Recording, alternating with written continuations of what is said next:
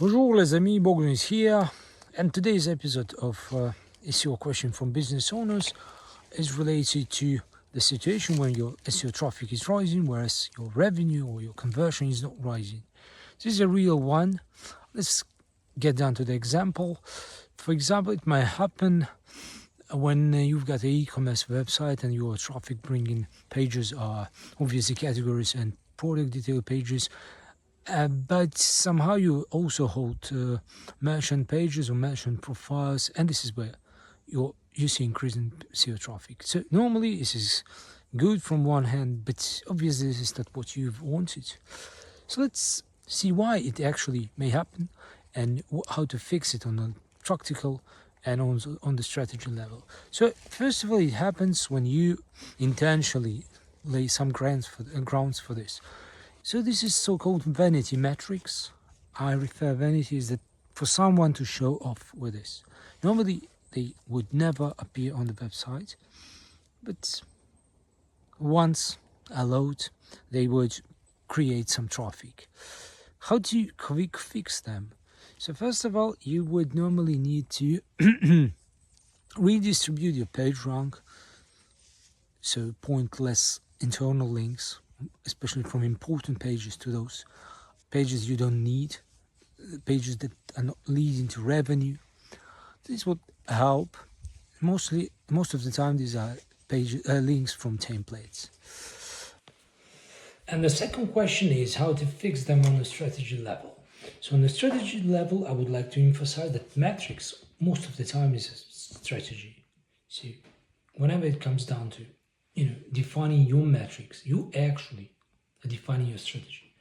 So here, if you would ask me for, all-inclusive SEO metrics, I would vote probably for the one that's called number of search queries or search terms per unit of content per 1,000 of impressions. It means that whenever you produce a content that's already indexed and that already appears on the Google search results, you are looking to have as more keywords as possible on the condition that it gets some exposure in Google. So this is the metrics you want to bring in front of your competitors, including the category leaders, call whatever you want, Amazon, Alibaba, and your category leaders here, the better alternatives to category leaders, whatever other niche sites, microsites. This is something that you want to show off with and you want to get in front of your competitors. In most of the cases, this is one that's all-inclusive, but surely it depends on the strategy that you're picking. If we are thinking about how to reduce the number of these vanity metrics, useless SEO traffic on a strategy level, we must pick specific or appropriate metric that would fit into your business and SEO strategy. Let's take an example. For example, you are owner of a small website or niche website that works in a low alcohol beverages niche, like you're selling beers, beer retailer. And obviously here in the micro segment of the whole category, that's alcohol beverage retail. And here as a niche website, you would probably have a pressure from category leaders like Amazon and so on.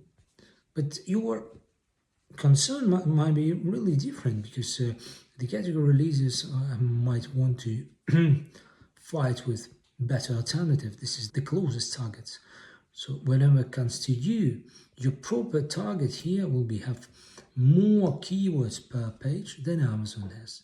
So it's obviously more interesting for Google, for a search engine, to rank your page if you bring more search queries than Amazon page if they only bring 1 or 1.5 search queries per page as they do. So normally we build up your capacities in order to increase the number of keywords per unit of content. This is how you'll push through your competitors, get more impressions in Google, get higher rankings, and this is what will align all other metrics that's coming up to you.